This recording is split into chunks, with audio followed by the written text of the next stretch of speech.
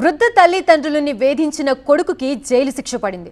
తల్లిదండ్రులని తరచూ వేధిస్తూ దాడులకి పాల్పడ్డాడు హైదరాబాద్ నారాయణగూడకు చెందిన శ్రీనివాస్. అకారణంగా తరచూ కొడుతూ చిత్రహింసలకి గురి చేస్తూ ఉండేవాడు.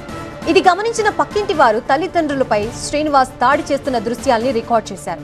ఆ వీడియో పోలీసులకి చూపుతూ బాధిత వృద్ధులతో కలిసి నారాయణగూడ పోలీసులకి ఫిర్యాదు చేశారు. కేసు నమోదు చేసిన పోలీసులు శ్రీనివాస్ ని అదుపులోకి తీసుకుని కోర్టులో హాజరుపరిచారు. కేసుని విచారించిన నాంపల్లి న్యాయస్థానం నిందితుడికి 2 నెలల జైలు శిక్షతో పాటు 50,000 రూపాయల జరిమానా విధించింది.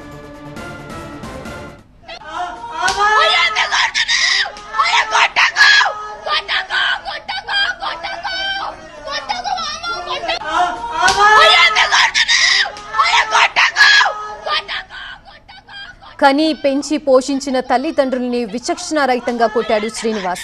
వృద్ధులపై బెల్ట్తో కర్కసత్వంగా దాడి చేశాడు.